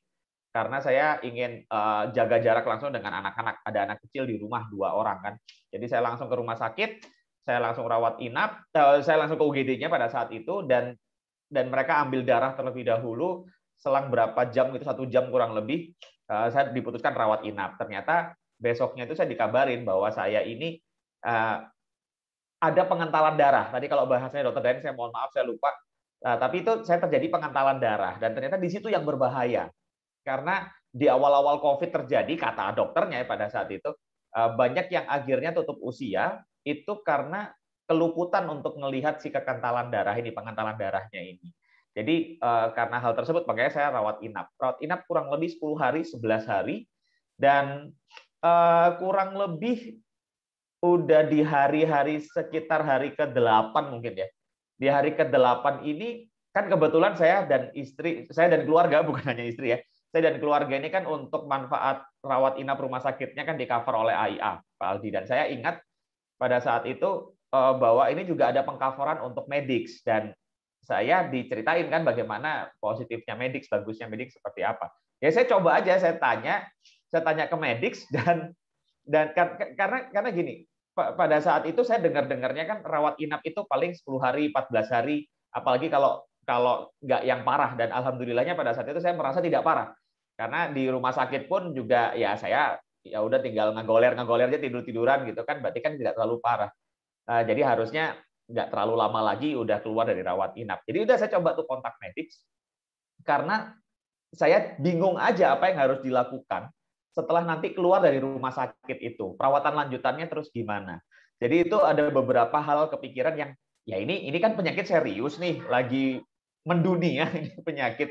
Jadi ya mesti ditangani dengan serius juga. Jadi keluar dari rumah sakit, proses saya sudah ibaratnya ditangani oleh Medix itu sudah berjalan. Jadi pas banget memang keluar rumah sakit, udah tinggal komunikasinya. Tapi poinnya sih cuma itu tadi, bahwa saya khawatir aja ini gimana setelah dari keluar rumah sakitnya itu terus penanganannya atau apa yang harus saya lakukan. Itulah kenapa saya hubungi Medix saat itu, Mas Aldi. Oke, jadi itu yang akhirnya membuat Pak Derajat dan keluarga memutuskan untuk menghubungi Medix, Pak ya? Iya, betul. Oke. Nah, mungkin karena dengar dan tahu bahwa Medix ini punya layanan selain medis ya emosional juga ada, Pak ya? Oh iya, Mas. Nah, karena ada anak kecil kan di rumah. Jadi saya cuma kepikirannya pada saat itu ya saya mesti sembuh gitu kan. Saya mesti sembuh dan ibaratnya apapun harus saya lakukan lah ya. Setelah bahkan saya sebetulnya keluar dari rumah sakit pun itu nggak langsung pulang, Mas Aldi. Saya ngelayap dulu, bukan ngelayap ya, tapi saya saya rawat inap di hotel, isolasi di hotel. Walaupun sebetulnya saya yakin juga sudah negatif, tapi saya benar-benar kepingin memastikan bahwa saya sudah quote and quote bersih gitu. Jadi saya habis keluar rumah sakit 10 hari 11 hari saya rawat inap rumah sakit, kemudian di hotel itu kurang lebih saya sekitar 2 minggu pada saat itu untuk memastikan benar-benar saya saya udah benar-benar sembuh lah, ibaratnya sudah benar-benar negatif. Dan proses yang ada di hotel inilah itu yang apa yang harus saya lakukan kan? Apa yang harus saya lakukan, dan ini Medix ternyata cukup banyak membantu. Apa yang harus saya lakukan, pola makan yang bagaimana, pola istirahat, kemudian tadi juga kan Dokter Daeng menjelaskan untuk tips-tips berolahraga ya, itu saya lakukan, Mas. Kalau tadi saya dengar Mas Aldi itu kan juga aktif olahraga ya, tadi waktu ngomong aktif olahraga. Saya bukan tipe orang yang aktif olahraga sayangnya, Mas. Nah, COVID ini mengajarkan saya untuk aktif berolahraga jadinya. Dan ada beberapa contoh olahraga, contoh gerakan-gerakan yang disampaikan oleh pihak medis itu yang saya praktekkan dan membantu proses penyembuhan saya. Maksudnya membantu memulihkan ya. Apa mungkin istilahnya rehabilitasi atau apa saya nggak tahu, tapi saya benar-benar didampingi dan akhirnya bisa kembali normal lagi, alhamdulillah. Itu sih. Oke, sip. Nah, ini pertanyaan penting nih, Pak. Ini Ya. diketahui oleh para hadirin kita juga nih ya. Nah, bagaimana sih Medix membantu Bapak dan bantuan-bantuan seperti apa yang Bapak terima lah intinya gitu, Pak. Silakan, Pak. Ya. Menariknya, Mas, ini juga saya cukup terkesan. Bahkan mulai dari pendaftaran pun itu saya sangat amat terbantu, Mas. Karena saya cukup email pada saat itu, saya cukup email. Mungkin saya itu ini ya, sayang pulsa kali ya. Jadi saya itu cukup email aja, email ke Medix itu saya dikasih emailnya apa, kemudian saya email, saya beritahukan untuk nomor polisnya, kemudian juga nama saya, untuk cek terus ini keluhan saya apa.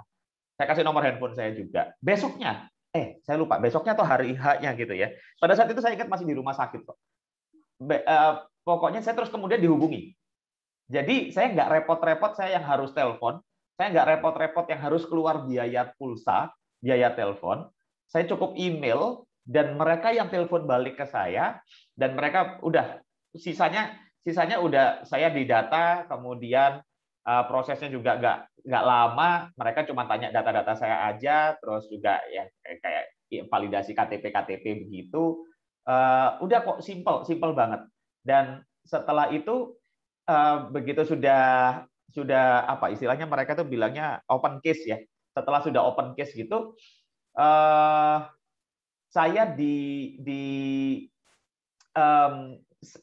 secara rutin, secara berkala itu saya sering dihubungi sama perawatnya. Jadi kayak ada perawat khusus gitu, Mas. Ada perawat yang mendampingi saya, tapi ya by online ya, Mas ya, by WhatsApp, by telepon. Itu secara rutin dan secara berkala, memang nggak setiap hari, 2-3 hari sekali, dia ini WA saya. Campur-campur lah, ada WA, ada telepon, ada WA, ada telepon, menanyakan kabar, menanyakan kondisi. Ya, mulai dari saya masih ada di rumah sakit, kemudian saya keluar dari rumah sakit, lalu saya cerita bahwa saya di hotel, dan pada saat di rumah sakit kan saya nggak ada keluhan, udah mulai nggak ada keluhan lah. Begitu keluar, hari pertama saya di hotel itu, saya ngos-ngosan, Mas, nafas cepat ini ya, ngos-ngosan ya, karena saya turun dari kamar hotel, naik lift, jalan keluar. Hotelnya juga hotel kecil, hotel budget gitu ya. Saya keluar jalan untuk cari sinar matahari, untuk berjemur, itu aja saya ngos-ngosan. Benar-benar ngos-ngosan, rasanya kayak habis olahraga lari gimana gitu. Padahal enggak, saya jalan santai, rileks, saya turun, ngos-ngosan saya. Aduh, ini kenapa? Apa ini efeknya? Aduh, paru-paru saya kenapa? Itu saya ada ketakutan di situ, Mas. Pada saat itu saya ada ketakutan di situ. Udah, saya balik dan saya WA karena sudah dapat nomor WhatsApp-nya tadi kan. Saya WA tuh si perawatnya itu. Namanya Mas Khairul. Saya sampai ingat banget tuh namanya Mas Khairul. Padahal udah berbulan-bulan yang lalu ya. Saya tanya, Mas Khairul, saya ini saya cerita bahwa saya turun, saya ngos-ngosan dan sebagainya. Nah, tadi seperti yang saya bilang, kemudian saya diberitahu caranya berolahraganya untuk memang pasien pasca COVID. Jadi ada gerakan-gerakannya, gerakan untuk memang melatih pernafasan. Nah di situ akhirnya saya juga sadar, oke, ini nggak bisa dimanjain nih, badan ini nggak bisa dimanjain. Saya mesti setiap hari latihan ini, walaupun nggak banyak ya, Mas ya.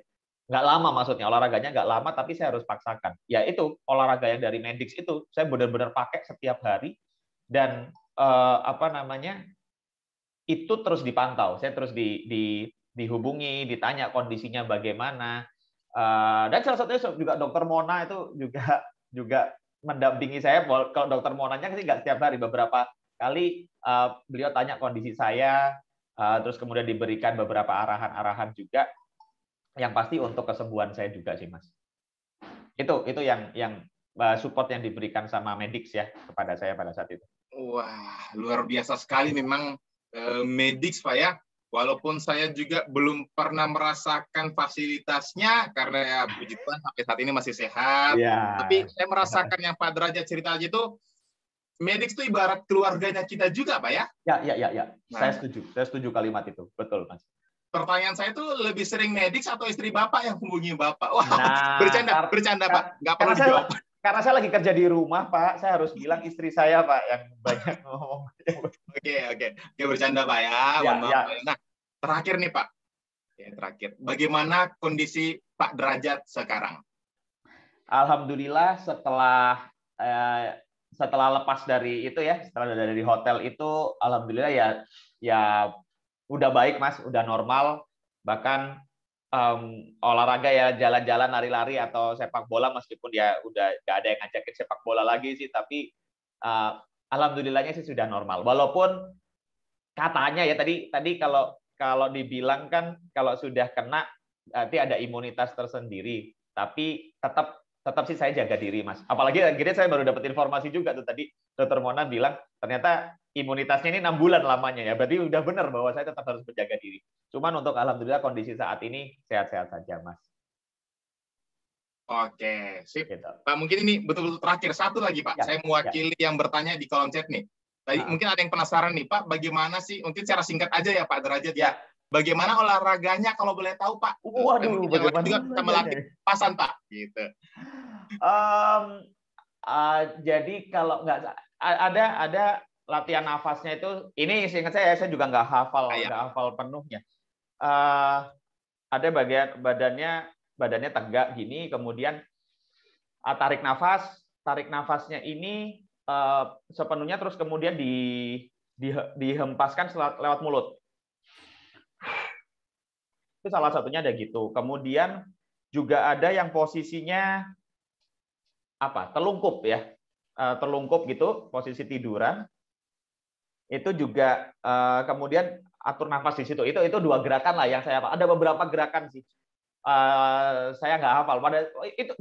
Itu juga sebetulnya gerakan yang diberikan itu dari YouTube sih, Mas. Maksudnya link YouTube. Jadi sudah ada videonya itu di-put di YouTube. Okay. Jadi ada beberapa kawan-kawan yang juga mengalami kendala yang sama. Saya kasih link itu ke mereka. Mungkin di search aja tuh di YouTube, ada pasti ya. Latihan nafas untuk pasca COVID itu saya yakin pasti ada sih. Oke, artinya banyak di YouTube, Pak ya, bisa kita cari lah ya. Ya, bisa dicari. Oke, sip. Terima kasih banyak Pak Derajat sudah sharing sore hari ini. Ya, semoga sehat terus, Pak ya. Amin, terima kasih Mas Aldi. Siap. Terima kasih banyak Pak Derajat. Wah, luar biasa sekali ya Bapak Ibu. Kita dapat banyak sekali nih informasi baru di sesi sore hari ini. Ya, saya yakin Bapak Ibu di rumah juga penasaran nih dengan servis dari Medix yang dapat diperoleh Pak Derajat tadi. Ya, nah bagaimana cara mendapatkannya? Tanpa berlama-lama lagi, saya persilakan Ibu Kimiko selaku Medix representatif Indonesia.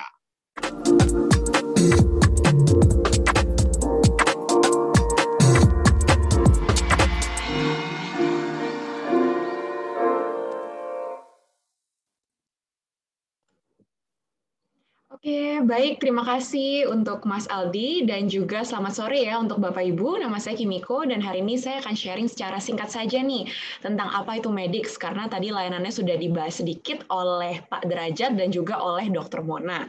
Nah, sekarang saya akan share untuk slide saya.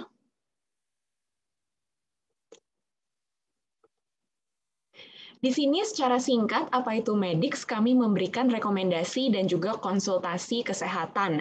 Misalnya untuk penyakit kritis seperti masalah jantung atau masalah kardiovaskular, kami bisa membantu. Masalah non-kritis pun seperti masalah ortopedik atau misalnya ada yang punya masalah di tulang belakang ya, itu bisa kami bantu. Nah, hari ini saya juga akan lebih mendalami layanan apa saja yang kita bisa bantu untuk pasien yang mereka memang terpapar COVID-19. Di sini bagaimana caranya mendapatkan layanan Medix secara cuma-cuma? Caranya adalah Bapak Ibu untuk mempunyai polis AIA tertentu yang memang ada Medix-nya. Nah, di sini saya akan share untuk layanan yang pertama. Ini adalah layanan yang tadi Pak Derajat share di mana beliau mendapatkan layanan ini, yaitu tentang layanan rehabilitasi COVID-19. Di sini layanan ini adalah untuk para pasien yang mereka sudah positif COVID-19, sudah pernah dirawat inap di rumah sakit, kemudian sudah keluar dari rumah sakit, diizinkan untuk isolasi mandiri, bisa konsultasi. Karena kita tahu bahwa post-COVID ini banyak sekali rehabilitasi yang dibutuhkan. Nah, contohnya apa aja sih rehabilitasi yang bisa didapatkan oleh pasien? Di sini kita bisa menyarankan secara virtual rehabilitasinya contohnya paru-paru untuk membangun kembali fungsi dan kapasitasnya supaya kembali seperti semula. Kemudian untuk rehabilitasi fisik, karena terkadang ada beberapa pasien mereka itu dirawat inap di rumah sakit tidak hanya misalnya 7 hari, kadang ada yang sampai 14 hari atau lebih bahkan. Dan di sini apa saja yang mereka bisa dapatkan? Mereka bisa mendapatkan konsultasi dengan para dokter, dengan para perawat, dan itu semuanya virtual via email dan juga telepon. Dan salah satunya adalah Dr. Mona ya, tadi yang ada talk show sebentar, beliau adalah salah satu dari tim medis di tim kami. Kemudian di sini kita juga bisa membantu untuk layanan yang kedua, adalah untuk layanan medis personal atau misalnya layanan COVID-19 bagi pasien yang memang ada penyakit komorbid. Jadi di sini ada beberapa pasien yang mereka memang positif COVID-19, kemudian mereka ada beberapa penyakit komorbid atau penyakit sebelumnya. Nah, di sini penyakit sebelumnya itu apa saja? Ada beberapa. Jadi contohnya misalnya mereka ada diabetes atau hipertensi, darah tinggi, penyakit paru-paru seperti asma, kemudian juga autoimun, rematik, dan jantung.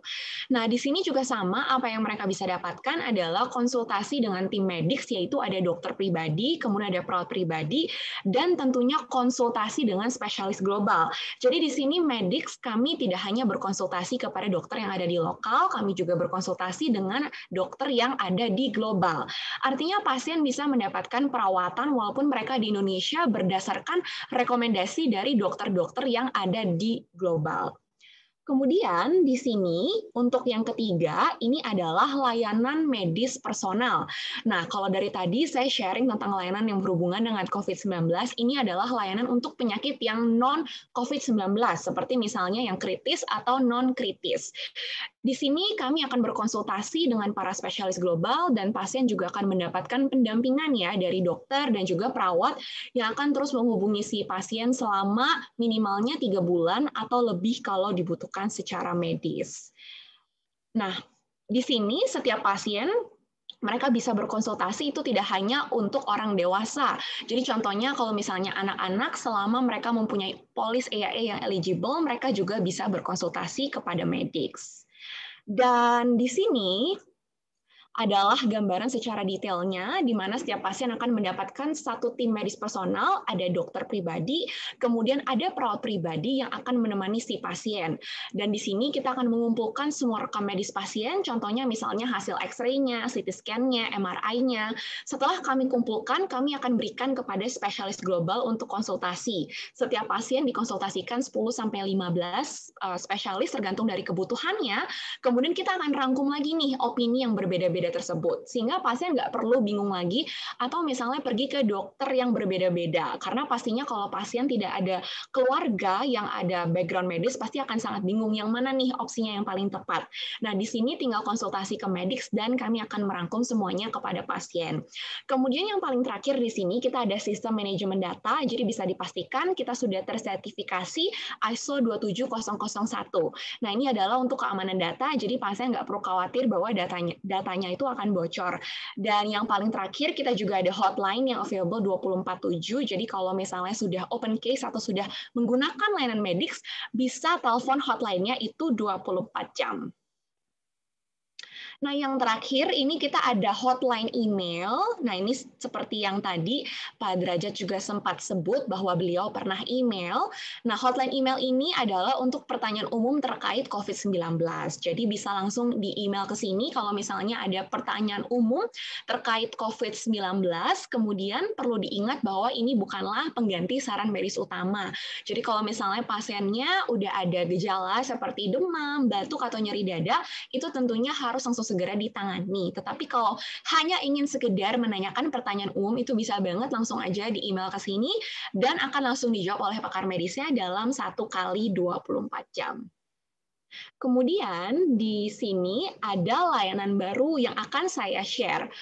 Jadi kalau tadi layanan COVID-19-nya sebelumnya yang available itu hanya misalnya dia sedang isolasi mandiri tetapi tidak ada komorbid. Nah, di sini bisa konsultasi ke Medix kalau misalnya positif COVID-19 sedang isolasi mandiri, walaupun tidak ada komorbid itu bisa konsultasi. Kenapa? Karena kita tahu bahwa situasi sekarang itu rumah sakit kapasitinya sedang full sekali dan Medix ingin membantu untuk para pasien yang sedang isolasi mandiri dan membutuhkan bantuan.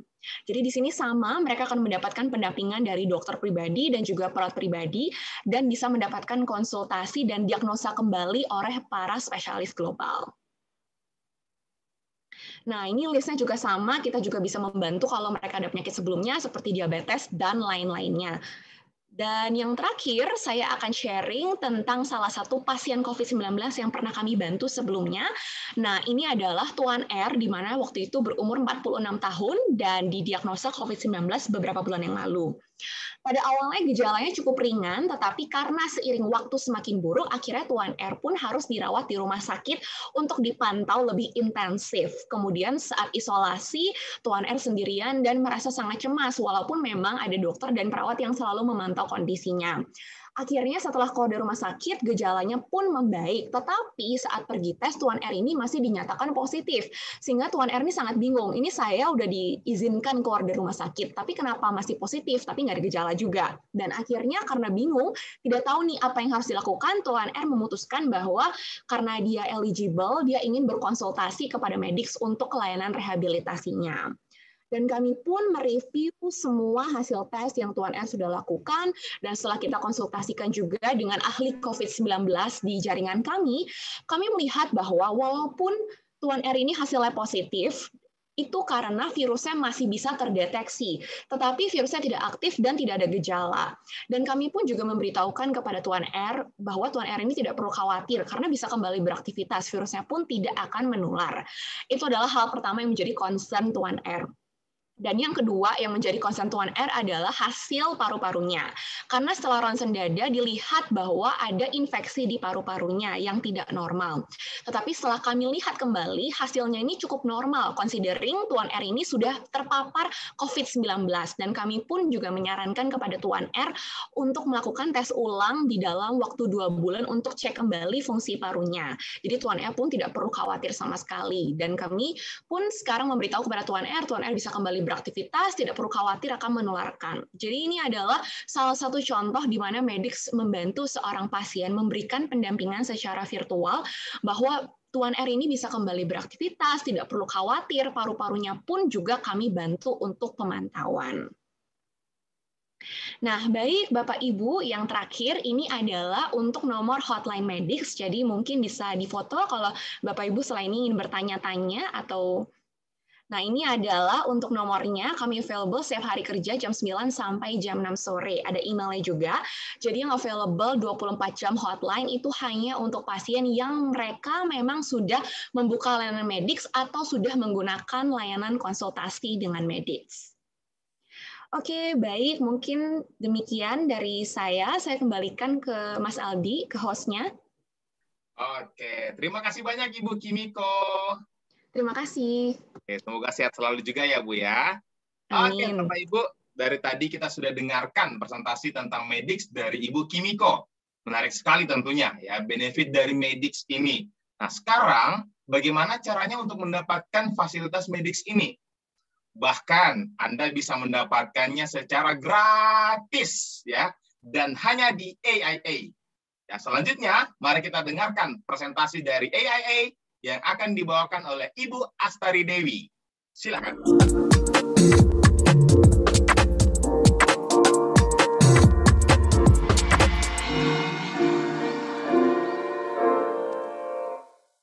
Oke, selamat pagi Bapak Ibu semuanya. Sehat saya sudah kelihatan ya Bapak Ibu. Nah, tadi kita udah dijelaskan ya beberapa sama narasumber kita apa aja manfaat Medix. Nah, sekarang kalau Bapak Ibu merasa, saya pengen nih manfaat Medix, bagaimana caranya? Nah, Caranya gampang banget, Medix ini bisa didapatkan oleh nasabah gratis. Tetapi kita punya beberapa produk yang memang langsung terintegrasi dengan produk Medix ini. Jadi ketika Bapak Ibu membeli produk ini, maka itu untuk Medixnya akan free. Nah, produk apa aja? Yang pertama kita punya produk high net worth. Jadi ini khusus untuk kalangan menengah ke atasnya kita. Jadi ini salah satu produk andalan kita untuk skala menengah ke atas. Apa aja sih spesifikasi dari produk AIA Infinite Plus Assurance ini? Oke, kita lihat dari preminya aja. Tadi saya udah katakan ya, kalau ini merupakan salah satu atau satu-satunya produk high net worth yang paling banyak disukai oleh nasabah. Dia mulai premi tahunannya dari 120 juta per tahun. Dan kalau kita hitung bulanannya itu mulai dari 10 juta per tahunnya per bulannya ya Bapak Ibu ya. Jadi setahunnya itu 120 juta. Dan untuk premi top up tunggalnya itu per transaksi itu tidak ada batas maksimum, dan untuk premi top up berkali itu maksimal 2 kali dari premi dasarnya. Selanjutnya kita lihat apa aja sih manfaat yang didapatkan. Balik lagi, produk AIA Infinite Plus Assurance ini kita buka mulai dari minimal 5 miliar uang pertanggungan dasar. Karena kita tujukan produk ini khusus untuk dijadikan kepada warisan untuk orang-orang yang kita sayangi. Nah, manfaatnya apa aja? Manfaat meninggal dunia. Nah, jika calon nasabah kita atau nasabah kita mengalami risiko meninggal dunia, maka apa aja yang akan didapatkan? Yang pertama adalah nilai akun premi dasar ditambahkan dengan 5 kali premi dasar atau uang pertanggungan. Mana yang lebih besar ya Bapak Ibu ya? Jadi kalau di unit link biasanya kalau terjadi risiko meninggal yang akan didapatkan adalah UP plus premi dasar. Tapi kalau di Infinite Plus ini karena kita start UP dari 5 miliar, itu kalau nasabah terjadi risiko meninggal dunia yang didapatkan adalah mana yang lebih besar antara nilai akun premi dasar ditambahkan 5 kali premi dasar atau dengan uang pertanggungan. Ya, nah selanjutnya tidak hanya kita start dari uang pertanggungan sebesar 5 miliar, Bapak Ibu jika menjadi nasabah AIA Infinite Plus Assurance ini, Bapak Ibu bisa mendapatkan loyalty bonus. Di mana loyalty bonusnya, kalau misalnya premi dasarnya di atas 300 juta, itu Bapak Ibu bisa dapatkan 100% pada akhir tahun ke-10. Jadi bayangin ya Bapak Ibu anggaplah di tiap tahun beli Infinite itu sebesar 300 juta. Ya, Bapak Ibu beli Infinite 300 juta, terus bayarin sampai tahun ke-10, akhir tahun ke-10 itu Bapak Ibu dapat bonus lagi 300 juta. Ya, itu adalah salah satu manfaatnya. Tetapi kalau misalnya premi dasarnya di bawah dari 300 juta, Bapak Ibu tetap kita berikan loyalty bonus sebesar 50%. Tapi untuk loyalty bonus ini ada beberapa syarat yang Bapak Ibu nanti bisa dijelaskan lebih lanjut oleh para live planner yang mengundang Bapak Ibu hari ini. Nah, tidak hanya loyalty bonus, ya kita juga memberikan yang namanya bonus ekstra alokasi premi. Mulai dari premi tahun ke-11 sampai dengan akhir premi, itu kita berikan kalau polisnya dalam bentuk rupiah, kita berikan 5% dari premi dasar, dan kalau polisnya berbentuk USD, kita berikan 3%.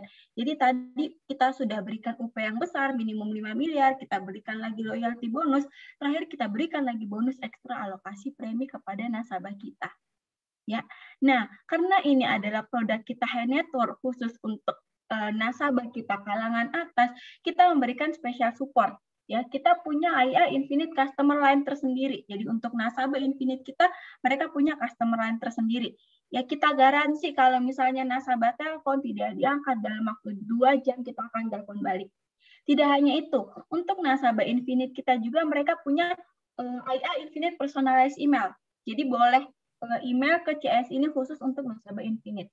Kita juga punya Priority Customer Service Access, yaitu spesial antrian untuk di AIA Sentral Jakarta.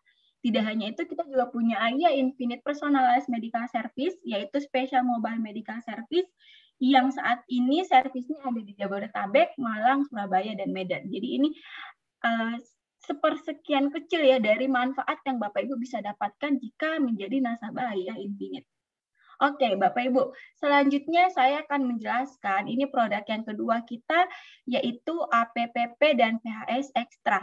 Nah, seperti yang kita tahu tadi, Medixnya sudah gratis nih. Produknya mau apa?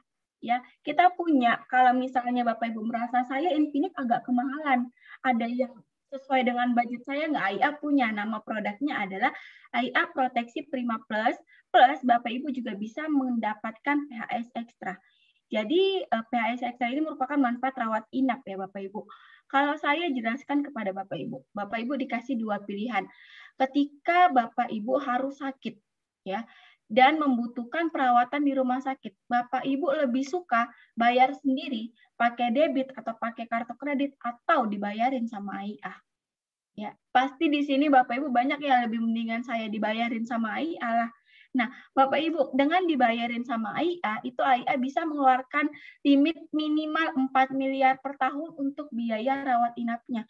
Jadi Bapak Ibu hanya bayar uang kecil untuk uang besar.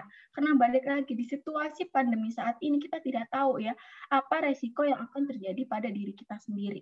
Ya, jadi jika Bapak Ibu punya pilihan nih, ketika sakit pengen bayar sendiri atau dibayarin sama AIA, Bapak Ibu yang menjawab ya.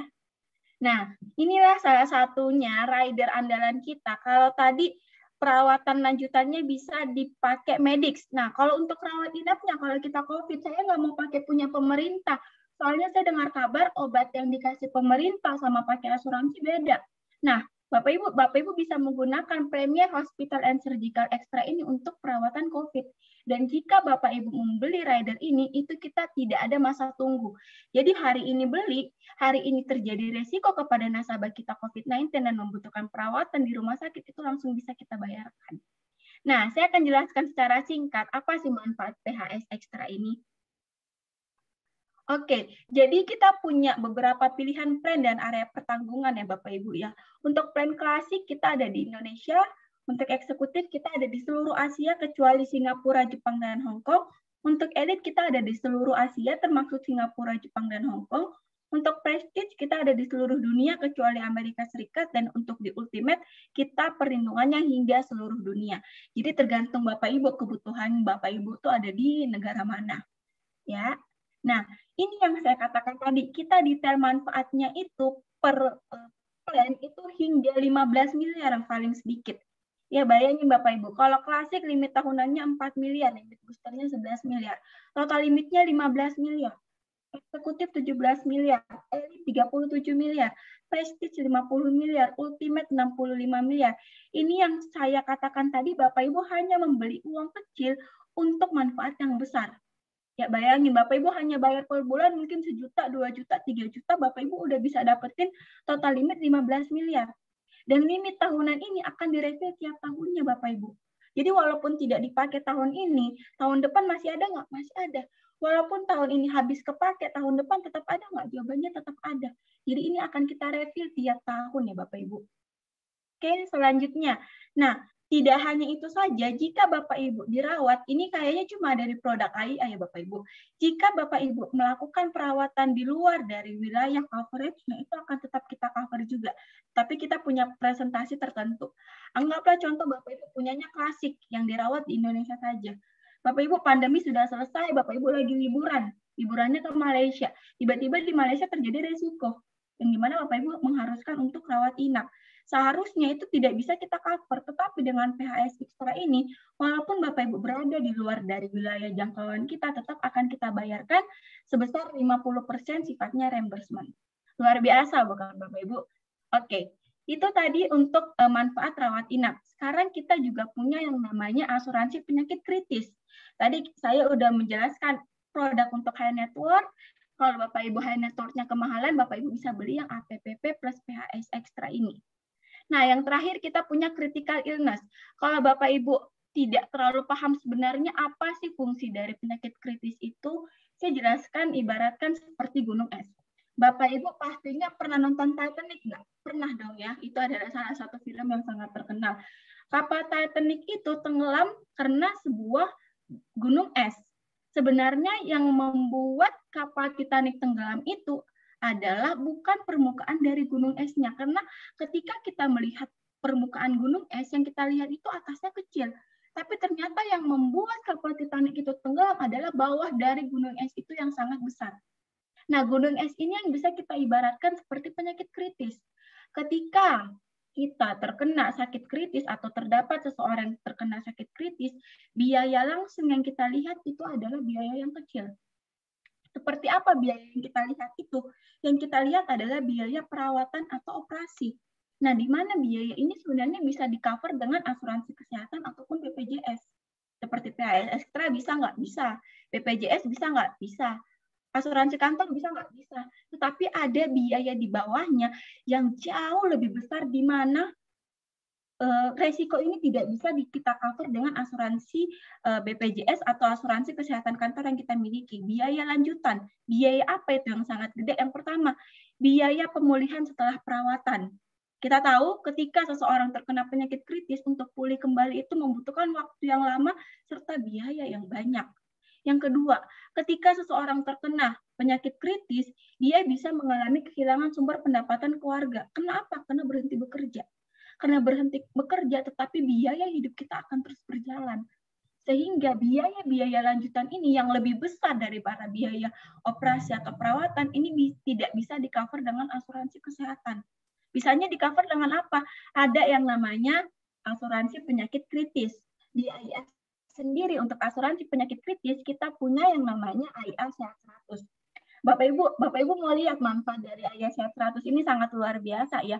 Ada 9 manfaat dari AIA Sehat 100 ini yang akan saya jelaskan secara singkat aja ya Bapak Ibu ya. Untuk lebih lanjutnya Bapak Ibu boleh tanyakan kepada agen yang mengundang Bapak Ibu hari ini. Yang pertama adalah ada major CI. Ketika Bapak Ibu terkena penyakit kritis major, itu kita akan berikan 100% uang pertanggungan. Ya, yang kedua minor CI. Jika nasabah kita terdiagnosa dari awal ya, atau dari stadium 1, itu kita sudah bisa berikan 25% dari UP.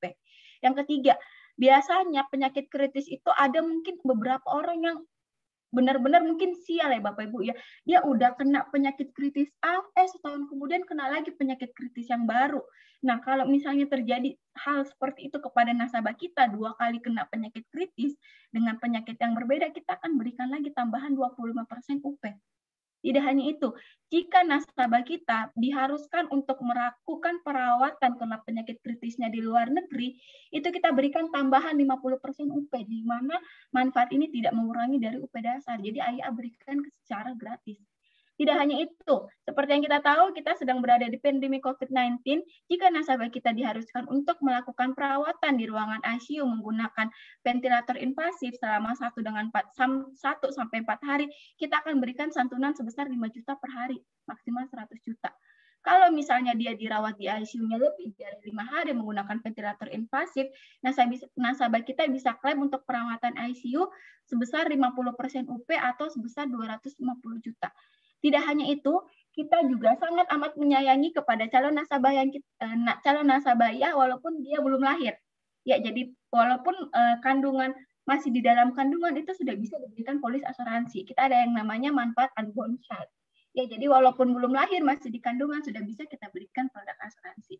Selanjutnya seperti biasa, asuransi ini juga mengcover meninggal dunia dan terdapat manfaat akhir polis jika Bapak Ibu masih hidup hingga usia 99 tahun. Jadi Bapak Ibu tidak ada yang namanya rugi ketika Bapak Ibu membeli asuransi penyakit kritis. Karena apapun kondisinya itu pasti UP-nya akan keluar. Mau Bapak Ibu sehat sampai usia 99, UP-nya akan tetap kita keluarkan. Mau nasabah kita tidak sakit kritis tapi meninggal dunia karena penyebab lain juga akan tetap kita keluarkan. Nasabah kita meninggal dunianya karena kecelakaan akan kita tambahkan 200% dari UP-nya, apalagi kalau nasabah kita terkena penyakit kritis. Jadi banyak banget manfaat dari asuransi penyakit kritis ini.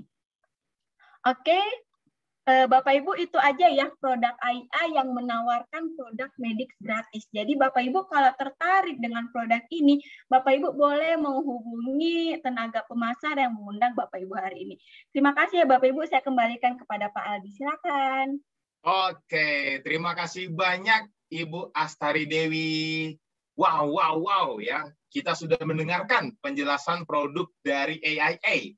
Nah, untuk mengetahui lebih lanjut, seperti yang dikatakan oleh Ibu Tari tadi, bagaimana cara memulai program ini? Ya, silahkan hubungi para pengundang Bapak Ibu sekalian, ya, dan silahkan tanyakan lebih detail kepada mereka sampai betul-betul Bapak Ibu semuanya paham.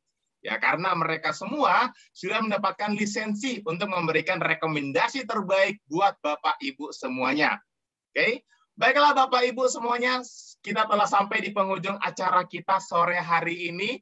Sekali lagi saya ucapkan terima kasih banyak kepada jajaran manajemen PT AIA Financial. Terima kasih banyak kepada Dr. Daeng dan Dr. Mona yang banyak memberikan insight baru pada sore hari ini kepada kita semuanya.